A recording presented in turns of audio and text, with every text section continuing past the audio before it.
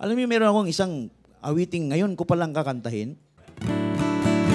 Ito ay, sino sa inyo yung seminarista? Ayan, yan. Dedicate ko ito sa inyo.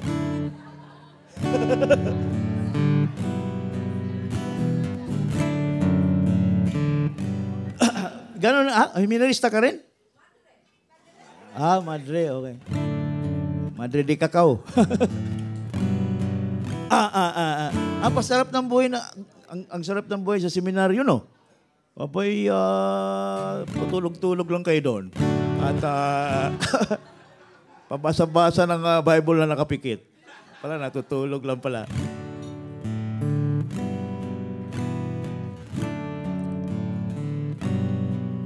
Apat sa ating araw-araw, alam niyo, bakit nagtitsaga? Yun ang isip ko lang sa araw-araw. Pagka nagising ako sa umaga, naku, salamat at mayroon ditong masarap na pagkain na maluluto. Naisip ko, hindi ko makilala yung nagluto nung, gumawa ng sardinas, kung sino man yun.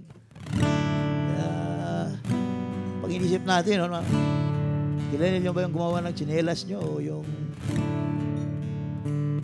inyong ibang ginagawa niyo sa umaga? Isang value ito na tayo ay, in a way, mga ano tayo ng Diyos mga tilamsik. Ginawa raw tayo sa image ng Panginoon. No? Pamagat nito ay kamanlilikha. Pagkagising sa umaga, ang kape nakahanda na, at may nakahain na, isusubo mo na lang, o kay raming nilalang na nagbigay.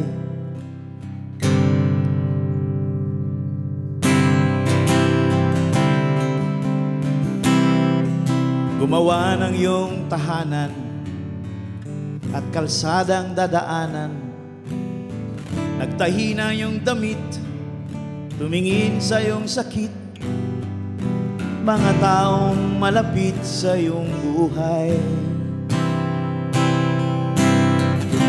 Kahit karamihay, di mo kilala, sa ating talambuhay, lahat sila ay magkakamanlilikha, kamanlilikha, kamanlilikha ni Bathala. Tayo ay kamanlilikha, kamanlilikha, sa diwa, sa wika, sa gawa. At mula sa kalikasan, nilikha ang kayamanan, alang-alang sa lahat, pagpapalang sa sapat, kung sa'y isa't isa'y tapat, nakaagapay. Hayop at halaman, dagat at lupa, ay may kinalaman bilang ating kapwa. Kamanlilikha, kamanlilikha, kamanlilikha ni Bathala.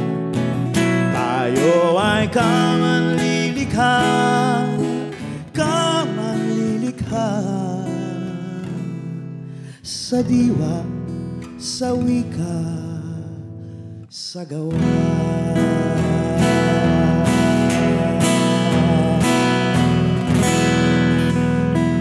Maraming salamat, Pads. Papainumin na ako ni Father. Thank you, Father. Okay, yun, ating second value. No, ating second value ay, ano na ba yun? Justice. No? Compassion, justice.